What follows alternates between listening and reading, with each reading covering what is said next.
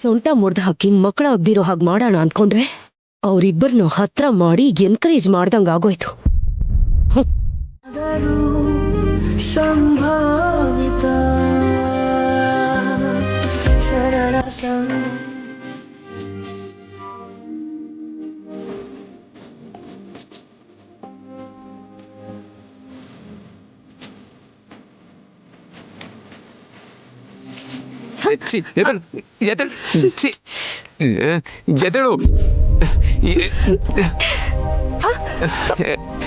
ಮೇಲ್ ಬಿದ್ದಳು ಹಾಗೆ ಸುಮ್ಮನಿದ್ಯಲ್ಲ. ಎತ್ತಳು ಮೇಲೆ ಎತ್ತಳು ಏಳು ಎತ್ತಿದ್ದೀನಿ, ನೀವ್ ಬಿಟ್ರೆ ತಾನೆ. ನಾನ್ ಇದೊಳಗ್ ಬಿಡ್ತಾ ಇಲ್ಲ ಅಂತಿದ್ಯಲ್ಲ, ಏನ್ ಹೇಳ್ತಾ ಇದೀಯ ನೀನು? ನನ್ನ ಕತೆ ನಿನ್ನ ಜೊತೆ ಬೇರೊಂದು ಲೋಕ. ಎದ್ದೇಳು, ನಿನ್ಗೆ ಹೇಳ್ತಾ ಇರೋದು. ಎದ್ದೇಳು.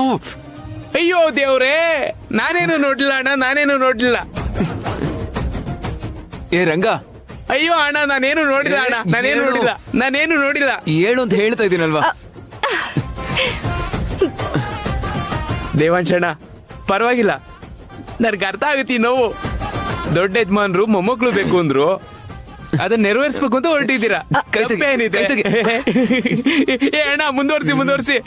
ಹೇಳು. ನಿಮ್ ಬಾಯಿ ಮುಚ್ಚ. ನೀನೇನು ಮೇಲೆ ಹೇಳ್ದೆ ಹಾಗೆ ನೋಡ್ತಾ ಇದ್ಯಲ್ಲ. ದೇವಂಶಣ್ಣ, ಕೆಲವೊಂದ್ಸಲ ಈಗ ಆಗತ್ತೆ, ಯಾರು ಏನು ಮಾಡಕ್ಕಾಗಲ್ಲ. ಅಮ್ಮವ್ರೆ, ನೀವೇನು ನಾಚ್ಕೋಬೇಡಿ, ಓಕೆನಾ?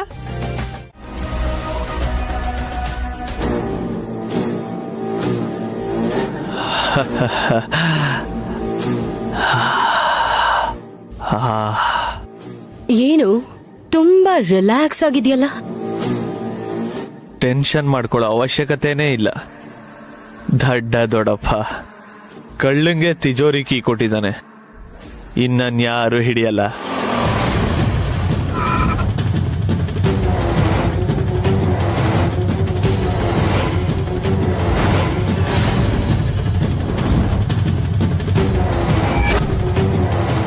ಪೊಲೀಸರು ಬರ್ತಿದಾರಲ್ಲ, ಅಪ್ಪಿತಪ್ಪಿ ನಿನ್ ಮ್ಯಾಟ್ರಿಗಲ್ಲ ತಾನೆ?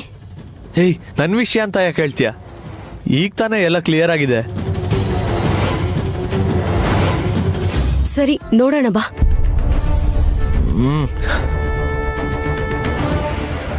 ನಮಸ್ಕಾರ ದಶರಥ್ ರಾಮ್ ಅವ್ರೆ. ನಮಸ್ಕಾರ, ಕೂತ್ಕೊಳ್ಳಿ. ಪರವಾಗಿಲ್ಲ. ಬಂದ್ ವಿಷಯ ಏನು? ನಿಮ್ಮ ಮೇಲೆ ಕೊಲೆ ಪ್ರಯತ್ನ ಆಗಿತ್ತಲ್ಲ, ಇನ್ವೆಸ್ಟಿಗೇಷನ್ ಮಾಡಕ್ ಬಂದಿದ್ದೀವಿ. ಹೌದಾ? ನಾವೇನ್ ಕಂಪ್ಲೇಂಟ್ ಕೊಡ್ಲಿಲ್ವಲ್ಲ. ದಯಾ, ಈಗಷ್ಟೇ ಹೇಳಿದ್ಯಲ್ಲ ಕಂಪ್ಲೇಂಟ್ ಕೊಟ್ಟಿಲ್ಲ ಅಂತ. ಇಲ್ಲ ಅಣ್ಣ, ನಾನ್ ಕೊಟ್ಟಿಲ್ಲ. ನಾನ್ ಕೊಟ್ಟೆ ಅಪ್ಪ.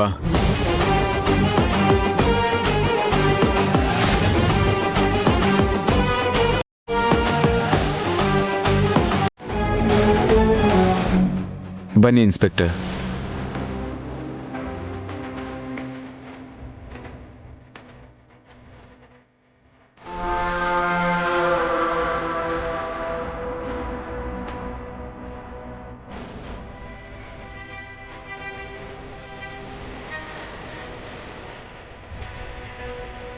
ಬನ್ನಿ ಇನ್ಸ್ಪೆಕ್ಟರ್. ಅಪ್ಪ ಇದೇ ಬೆಡ್ ಮೇಲೆ ಮಲಗಿದ್ದು, ಈ ಜಾಗದಲ್ಲೇ ಅಟ್ಯಾಕ್ ಆಗಿದೆ ಇನ್ಸ್ಪೆಕ್ಟರ್. ಹಾಗವರು ಕೊಲೆಗಾರನ ನೋಡ್ಲಿಲ್ವಾ? ಅವರು ಕೋಮಾನಲ್ಲಿದ್ರು. ಈ ಘಟನೆ ನಡೆದ ಮೇಲೆ ಅವರಿಗೆ ಪ್ರಜ್ಞೆ ಬಂದಿದ್ದು ಇನ್ಸ್ಪೆಕ್ಟರ್.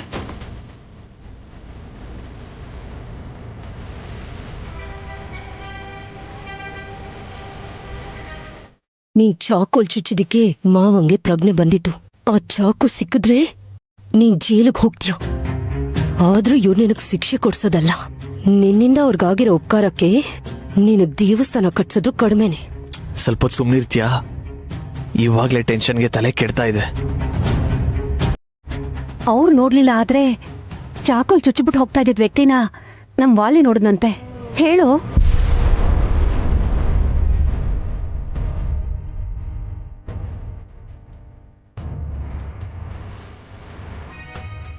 ಹೌದು, ನಾನು ಬರೋತ್ತಿಗೆ ಚುಚ್ಬಿಟ್ಟು ಓಡೋಗ್ತಿದ್ದ.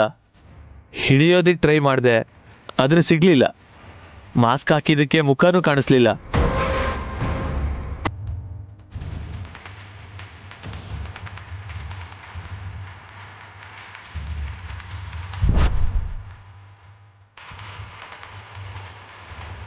ನೋಡಕ್ ಹೇಗಿದ್ದ? ಎತ್ತರ, ದಪ್ಪ? ಹೈಟು ನನ್ಕಿಂತ ಸ್ವಲ್ಪ ಉದ್ದಕ್ಕಿದ್ದಾನೆ, ಆದ್ರೆ ನನ್ಕಿಂತ 2 ಪಟ್ಟು ದಪ್ಪ ಇದ್ದಾನೆ.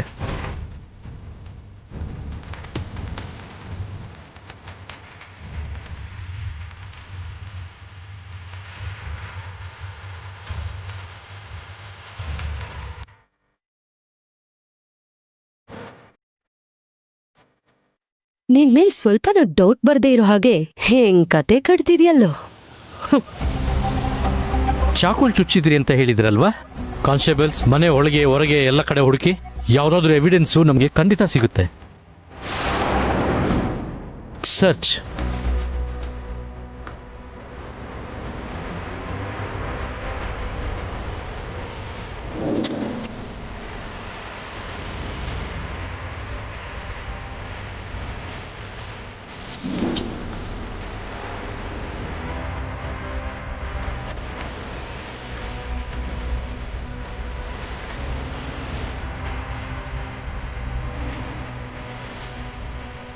ದಶರಥ ರಾಮಯ್ಯನ ಅವ್ರ ಸೊಸೆ ಸಾಲ ಮಾಡಿದ್ರೆ ನಿಮ್ಮ ಹತ್ರ ಯಾಕೆ ಬಂದು ಕೇಳ್ತಾ ಇದೀನಿ ಅನ್ಕೋಬಹುದು ನೀವು.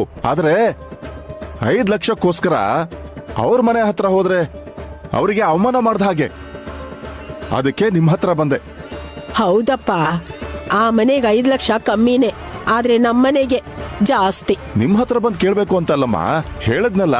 ಬರೀ 5 ಲಕ್ಷಕ್ಕೋಸ್ಕರ ಅವ್ರ ಮನೆ ಹತ್ರ ಹೋಗಿ ಕೇಳಿದ್ರೆ ಚೆನ್ನಾಗಿರಲ್ಲ. ಅದಕ್ಕೆ ನೀವೇ ನಿಮ್ ಮಗನಿಗೆ ಒಂದು ಮಾತು ಹೇಳಿ ಆ ದುಡ್ಡು ನಮಗೆ ಕೊಡಿಸ್ಬಿಡಿ.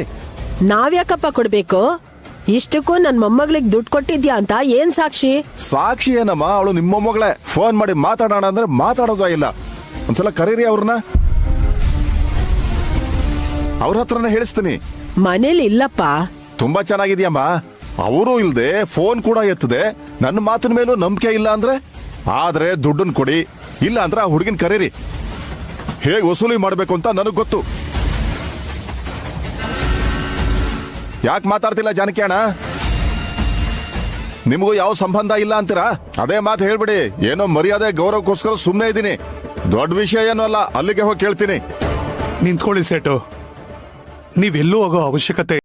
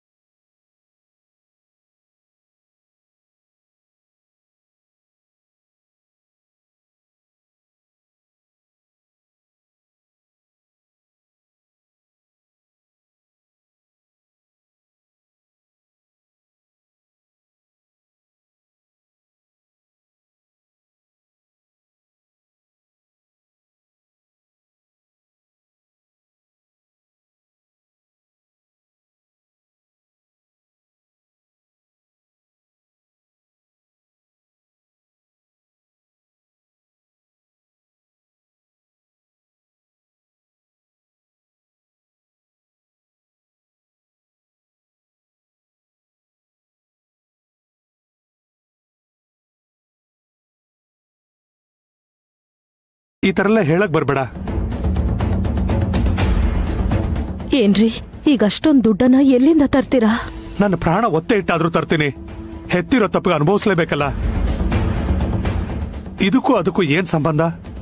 ನಮ್ಗೇನು ತೊಂದರೆ ಇದ್ರೂ ಕೂಡ ವೈದ್ಯ ಹೀಗೆ ನಡಿಬೇಕಾಗಿರೋ ಶಾಸ್ತ್ರಗಳಲ್ಲಿ ಯಾವುದೇ ಕೊರತೆ ಆಗ್ಬಾರ್ದು. ಈ ವಿಷಯ ಯಾವುದೋ ಅವಳಿಗೆ ಗೊತ್ತಾಗ್ಬಾರ್ದು. ನೀವುಗಳು ಫೋನ್ ಮಾಡಿದ್ರೆ ಬಾಯ್ ತಪ್ಪಿ ಈ ವಿಷಯನ ಹೇಳ್ಬಿಡ್ತೀರಾ. ನಾನೇ ಫೋನ್ ಮಾಡಿ ಉಡಿ ತುಂಬಿಸೋ ವಿಷಯ ಹೇಳ್ತೀನಿ. ನಾನ್ ನಿಮಗ್ ಕಳ್ಸ್ಕೊಡಿದ ಫಿಂಗರ್ ಪ್ರಿಂಟ್ಸು ಚಾಕು ಮೇಲಿರೋ ಫಿಂಗರ್ ಪ್ರಿಂಟ್ಸ್ಗೆ ಮ್ಯಾಚ್ ಆಗ್ತಾ ಇದೆಯಾ?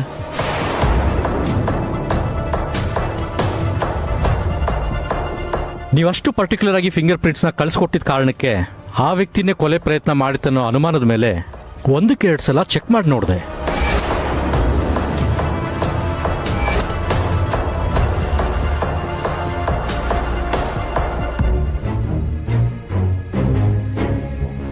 ಆದರೆ ಮ್ಯಾಚ್ ಆಗಲಿಲ್ಲ.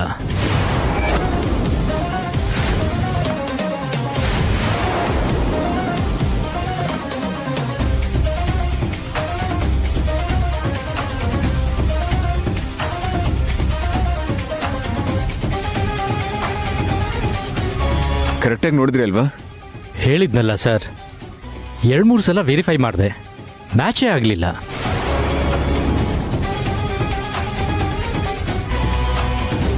ನೀವು ಅನುಮಾನ ಪಡ್ತಿರೋ ವ್ಯಕ್ತಿಯಂತೂ ಕೊಲೆ ಪ್ರಯತ್ನ ಮಾಡಿಲ್ಲ, ಹಾಗಾಗಿ ನೀವು ಅವನನ್ನು ಬಿಡಬಹುದು.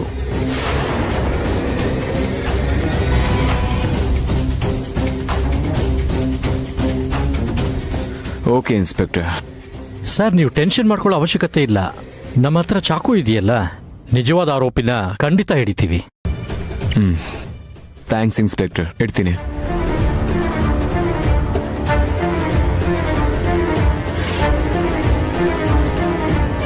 ಅಬ್ಬಾ, ಬದುಕೊಂಡೆ. ಆದ್ರೆ ಆ ಚಾಕು ಯೂಸ್ ಮಾಡಿದ್ ನಾನೇ ಅಲ್ವಾ? ನನ್ನ ಫಿಂಗರ್ ಪ್ರಿಂಟ್ಸ್ ಇರ್ಬೇಕಲ್ಲ.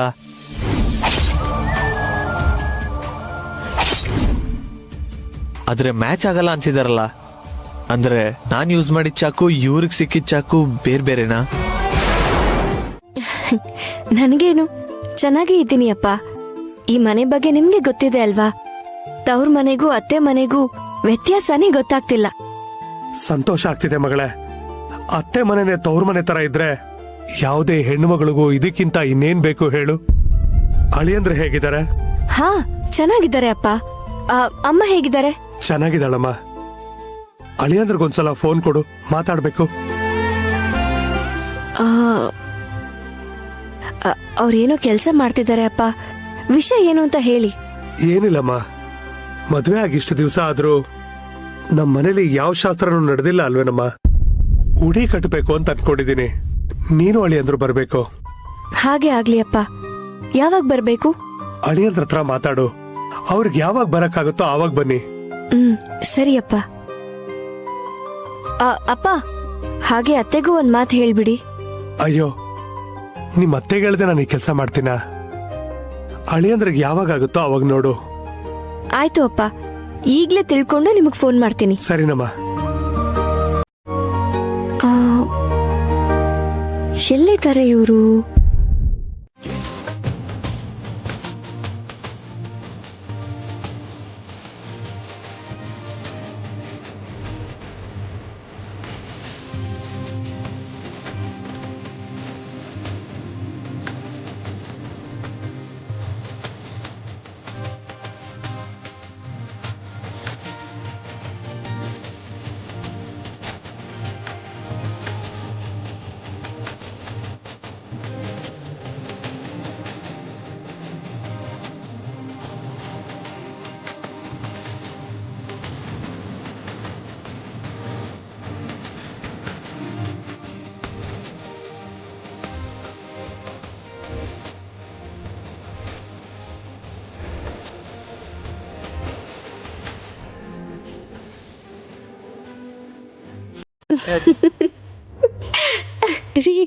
ಫೋನ್ ಬೇಕು ಅಂತ ನನಗೆ ಕಚ್ಚಗುಳಿ ಕೊಡ್ತಾ ಇದ್ದೀರಾ? ಸರಿ ಸರಿ, ತಗೊಳ್ಳಿ.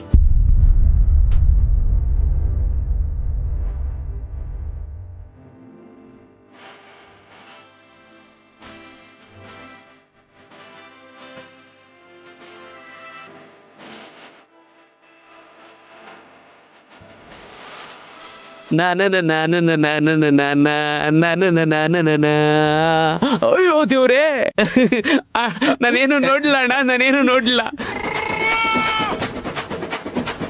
ಅಣ್ಣ, ಈ ಸಲ ನಾನೇನು ನೋಡ್ಲಿಲ್ಲ ಅಣ್ಣ. ಏಯ್ ಅಷ್ಟಕ್ಕೂ ನೀನ್ ಏನ್ ನೋಡ್ದೆ, ಏನ್ ಅರ್ಥ ಮಾಡ್ಕೊಂಡು? ನನ್ಗೆ ಅರ್ಥ ಆಗೋಯ್ತು ಅಣ್ಣ, 9 ತಿಂಗಳು ತುಂಬದ್ರೊಳಗೆ ಅವಳಿ ಮಕ್ಳು ಫಿಕ್ಸ್. ಏಯ್ ಮುಂದುವರ್ಸಿ ನಾನು ಹೊಡ್ತೀನಿ. ನಿಂತ್ಕೊಳ್ಳೋ ರಂಗ, ನಿಂತ್ಕೊಳ್ಳೋ.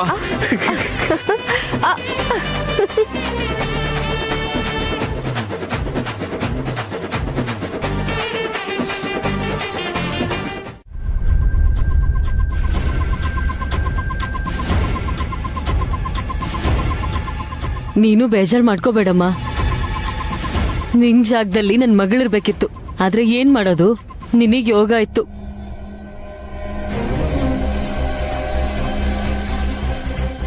ಹುಡ್ಗಿ ಚೆನ್ನಾಗಿದ್ದಾಳದ್ಕೆ. ಯಾರ್ ಮಗಳು?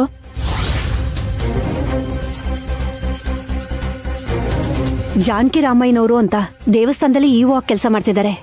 ಅವ್ರ ದೊಡ್ಡ ಮಗಳು. ಏನೋ ಅವರೇ ಹೆತ್ತಿರೋ ತರ ದೊಡ್ಡ ಮಗಳು ಅಂತಿದಿರಲ್ಲ ಅತ್ತೆ.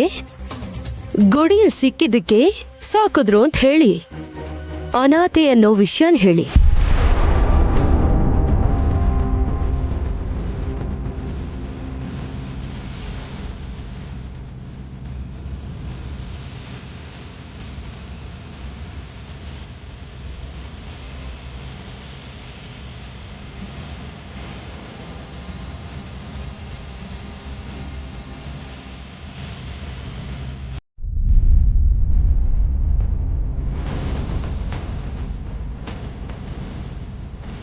ಆಗ್ಲೇ ಕೆಲ್ಸದವಳ ಅಂತ ಕೇಳಿದ್ನಲ್ಲ, ಅದ್ರಲ್ಲಿ ಯಾವ ತಪ್ಪೂ ಇಲ್ಲ.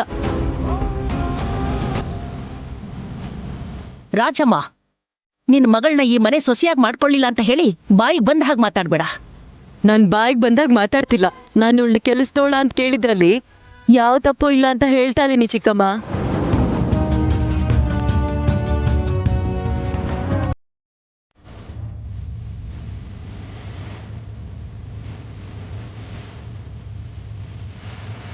ನಾನು ನಿಜ ಹೇಳ್ತಾ ಇದ್ದೀನಿ. ಮನೆಗೆ ಹಿರಿಯರು ನೀವಿದಿರಲ್ಲ, ಅದ್ರಲ್ಲೂ ರಾಜರ ಕುಟುಂಬ. ಎಷ್ಟು ಆಚಾರ, ಎಷ್ಟು ಸಂಪ್ರದಾಯ, ಎಷ್ಟು ಕಟ್ಟುಪಾಡುಗಳಿರುತ್ತೆ. ಅದ್ರಲ್ಲೂ ಮದ್ವೆ ವಿಷಯ ಅಂದ್ರೆ ಎಲ್ಲ ತರ ಯೋಚನೆ ಮಾಡಿ ನಿರ್ಧಾರ ತಗೋತಾರೆ.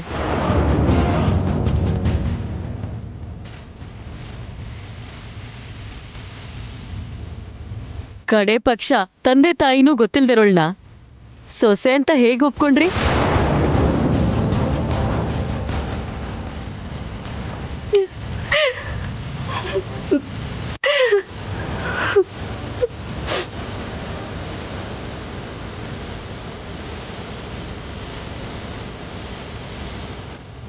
ಆದ್ರೂ ನಿಮ್ಗಿಲ್ದಿರೋ ಚಿಂತೆ ನನಗೆ ಯಾಕೆ ಬಿಡಿ. ನಾನ್ ಜಾಸ್ತಿ ಮಾತಾಡಿದ್ರೆ ಸುಮ್ನೆ ನೀವೆಲ್ಲ ದ್ವೇಷಕ್ಕೆ ಹೇಳ್ತಿದ್ದೀನಿ ಅನ್ಕೋತೀರಾ. ಬೇಜಾರೇನಂದ್ರೆ ಇಷ್ಟು ವರ್ಷ ಈ ಮನೆಗೆ, ಈ ಕುಟುಂಬಕ್ಕೆ ಒಂದ್ ಬೆಲೆ ಮರ್ಯಾದೆ ಅಂತ ಇತ್ತು. ಇವತ್ತಿಗೆ ಅದೆಲ್ಲ ಹೋಯ್ತು.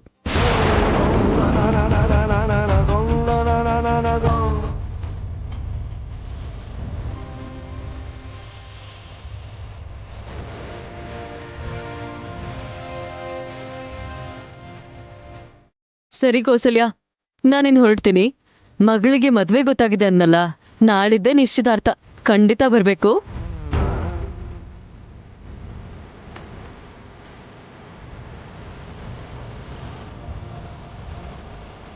ನೀನು ಅಷ್ಟೇ, ಖಂಡಿತ ಬರ್ಬೇಕು.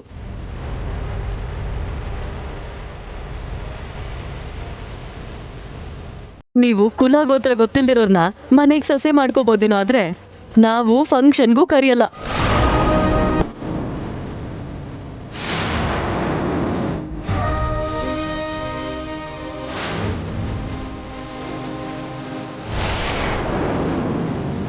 ನಾವು ಬರ್ತೀವಿ, ನಡೀರೆ.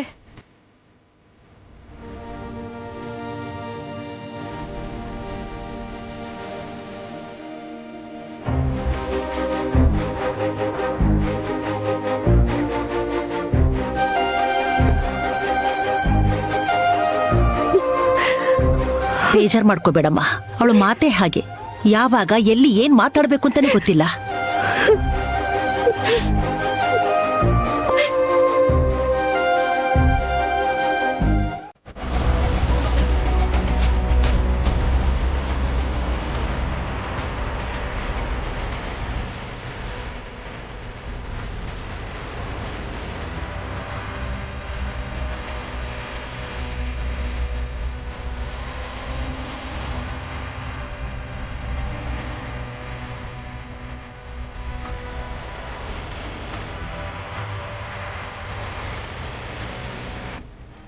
ಇಲ್ಲಿ ಕೇಳಪ್ಪ.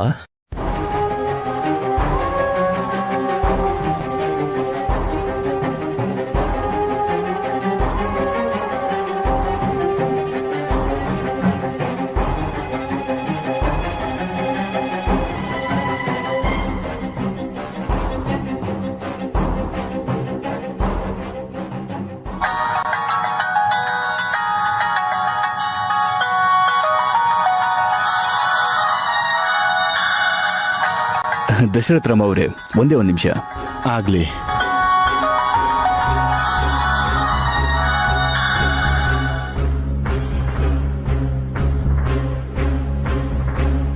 ಹೇಳು, ಏನ್ ವಿಷಯ? ನಮ್ಮವರ ಹುಡುಗಿ ಡೀಟೇಲ್ಸ್ ಹುಡುಕ್ತಿದ್ರಂತಲ್ಲ ಸರ್, ಗೊತ್ತಾಯ್ತಂತೆ. ಹೌದಾ? ಎಲ್ಲಿ? ಯಾವುದೋ ಫೋನ್ ಬಂತು ಅಂತ ಆಚೆ ಹೋಗಿದಾರಮ್ಮ. ಅಲ್ಲೇ ಹೋಗಿ ಕೊಟ್ಬರ್ತೀನಿ ಅತ್ತೆ.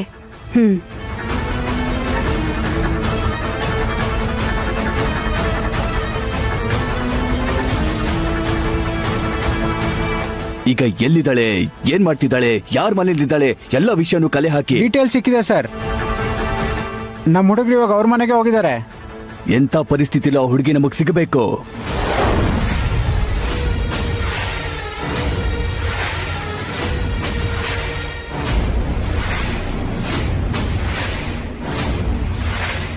ಆ ಹುಡುಗಿ ಸಿಗೋದು ನನಗೆ ಬಹಳನೇ ಮುಖ್ಯ.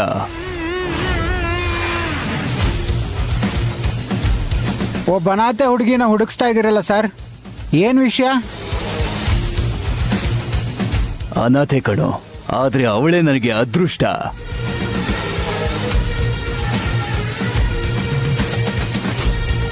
ಅದಕ್ಕೆ ಇಷ್ಟು ಕಷ್ಟಪಡ್ತಿರೋದು.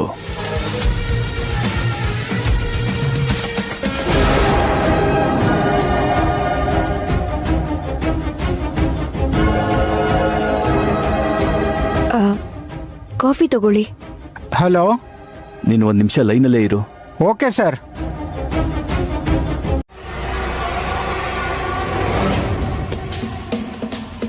ಏನ್ ಹೇಳಿದ್ಯಮ್ಮ?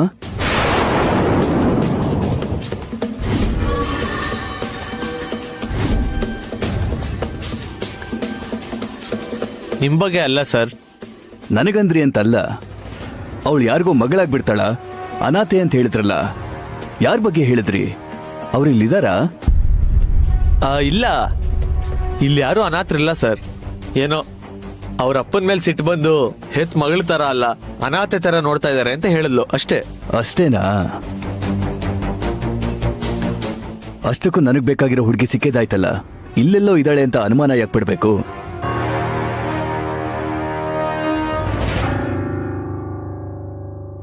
ಅವ್ರಿಗೆ ಯಾಕೆ ಸುಳ್ಳು ಹೇಳ್ದೆ? ಅವಳ ಅನಾಥೆ, ಜಾನಕಿ ರಾಮನ್ ಮಗಳಲ್ಲ ಅಂತ ಹೇಳ್ಬೋದಾಗಿತ್ತಲ್ಲ. ಅವ್ರಿಗೆ ಹೇಳೋದ್ರಿಂದ ನಮ್ಗೇನ್ ಸಿಗುತ್ತೆ? ಮನೆಯವ್ರಿಗದ್ ಗೊತ್ತಾದ್ರೆ ಮತ್ತೆ ನಿನ್ನೆ ಬೈತಾರೆ. ಪ್ರತಿ ಹೆಜ್ಜೆಗೂ ನಂಗೆ ಯೋಚಿಸಕ್ಕೆ ಹೇಳ್ತೀಯ, ಆದ್ರೆ ನೀನ್ ಮಾಡ್ತಿರೋದೇನು?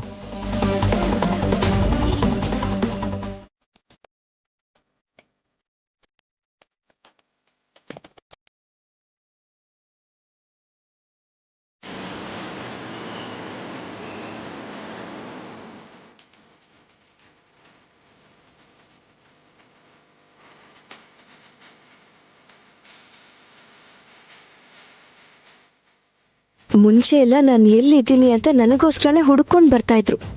ಇವಾಗ ಪಕ್ಕದಲ್ಲೇ ಇದ್ರು ನನ್ನ ನೋಡ್ತಾನೆ ಇಲ್ಲ ಇವರು.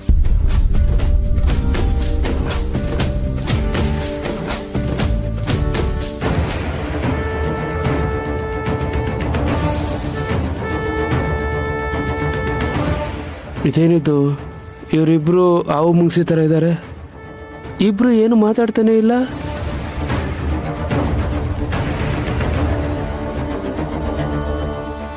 ಏನೋ ಆಗಿದೆ ಅನ್ಸುತ್ತೆ. ಇಷ್ಟು ಡೀಪಾಗಿ ಪ್ರೀತಿ ಮಾಡೋರ್ ನಡುವೆ ಚಿಕ್ಕ ಚಿಕ್ಕ ಜಗಳ ಇದ್ದೇ ಇರುತ್ತಲ್ವಾ? ನಾನೇ ಏನಾದ್ರೂ ಮಾಡ್ಬೇಕಷ್ಟೇ.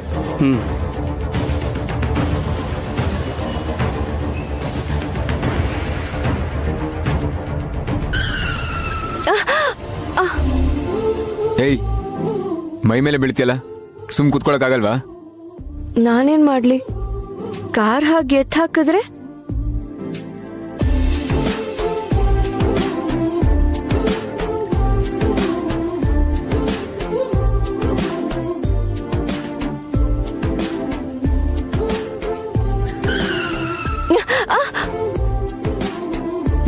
ಎದ್ದೇಳು ಹೇಳು ಹೇಳು.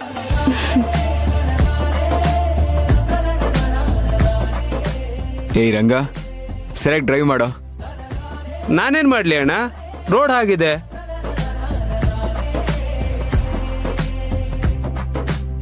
ಮುಂಚೆ ಎಲ್ಲ ನನ್ ಕೈ ಹಿಡಿಯೋಕೆ ಅವಕಾಶ ಯಾವಾಗ ಸಿಗತ್ತೆ ಅಂತ ಕಾಯ್ತಾ ಇದ್ರು. ಇವಾಗ ಮೇಲ್ಗಡೆ ಬಿದ್ರು ಎಷ್ಟು ಕೋಪ ಪಡ್ತಿದಾರೆ ನೋಡು.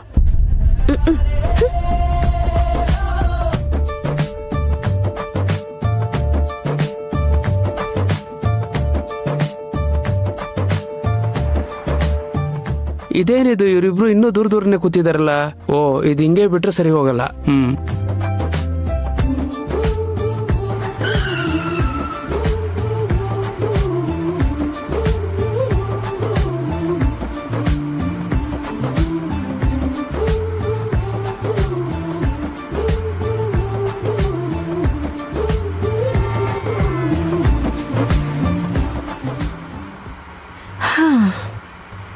ಇವಾಗ ನೀವ್ಯಾಕೆ ನೆಟ್ಟ ಕೂತ್ಕೊಳ್ಳಿಲ್ಲ?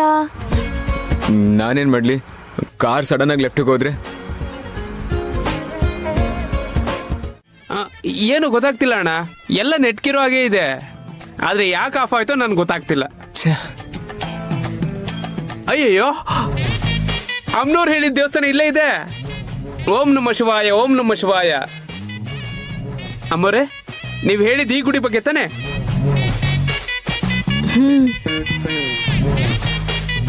ನನಗೆ ಈಗ ಅರ್ಥ ಆಯ್ತು ಅಣ್ಣ, ಕಾರ್ ಯಾಕೆ ಆಫ್ ಆಯ್ತು ಅಂತ. ಅಮ್ಮೋರು ಈ ಗುಡಿಗೆ ಬರೋಣ ಅಂದ್ರು, ನೀವು ಬೇಡ ಅಂದ್ರಿ. ದೇವ್ರಿಗೆ ಕೋಪ ಬಂದು ಅವನ್ ಸರಿಯಾಗಿ ಇಲ್ಲೇ ಆಫ್ ಆಗೋ ತರ ಮಾಡ್ದ. ನೀವು ಒಳಗೋಗಿ ದೇವ್ರಿಗೆ ನಮಸ್ಕಾರ ಹಾಕೊಂಡ್ ಬನ್ನಿ, ಅಷ್ಟ್ರಲ್ಲಿ ಕಾರ್ ರೆಡಿ ಮಾಡ್ಬಿಡ್ತೀನಿ. ಏಯ್, ಓವರ್ ಆಗಿ ಆಡ್ತಾ ಇದ್ಯಾ? ಅಯ್ಯೋ, ಹಾಗನ್ಬೇಡಿ. ಒಂದ್ಸಲ ಬನ್ನಿ, ನಮಸ್ಕಾರ ಮಾಡ್ಕೊಂಡು ಹೋಗೋಣ. ನಾನ್ ಬರಲ್ಲ, ಬೇಕು ಅಂದ್ರೆ ನೀನ್ ಹೋಗ್ಬಾ. ಮೊಂಡ ಹಠ. ಏನು ಏನದೆ? ಏನೂ ಇಲ್ಲ. ನೀವು ಹೋಗಿ ಅಮ್ಮೋರೆ. ಏಯ್, ಮೊದ್ಲು ನೀನ್ ಕಾರ್ ರೆಡಿ ಮಾಡು. ಆಯ್ತಣ್ಣ, ಮಾಡ್ತೀನಿ. ಆಯ್ತು.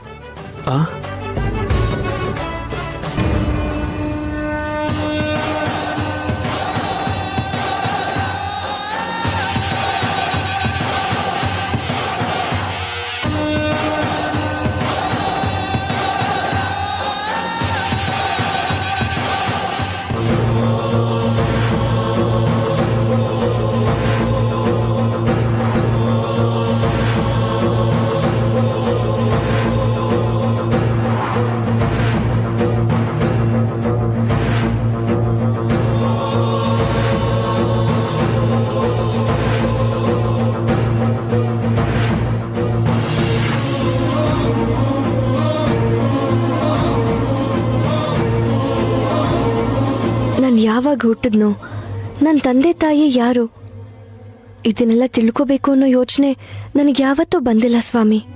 ಆದ್ರೆ ಇವಾಗ ತಿಳ್ಕೋಬೇಕು ಅಂತ ಅನ್ನಿಸ್ತಾ ಇದೆ. ನನಗೋಸ್ಕರ ಅಲ್ಲ, ನನ್ನ ಅತ್ತೆ ಮನೆಗೋಸ್ಕರ, ನನ್ನ ಅತ್ತೆ ಸಂಕಟನ ದೂರ ಮಾಡೋದಕ್ಕೆ. ಯಾರನ್ನ ಕೇಳಿದ್ರು ಗೊತ್ತಿಲ್ಲ ಅಂತಿದ್ದಾರೆ. ಇನ್ನು ಎಷ್ಟು ಜನನ್ ಕೇಳ್ಬೇಕು? ಕೇಳಬೇಕು, ಗೊತ್ತಾಗೋವರೆಗೂ ಕೇಳಬೇಕು. ಆದ್ರೂ ಯಾವಾಗೋ 25 ವರ್ಷದ ಹಿಂದೆ ಹಸುಗೂಸನ್ನ ಬಿಟ್ಟೋಗಿದ್ದಾರೆ. ಈಗ ಹೇಗಿರ್ತಾಳೋ ಗೊತ್ತಿಲ್ಲ.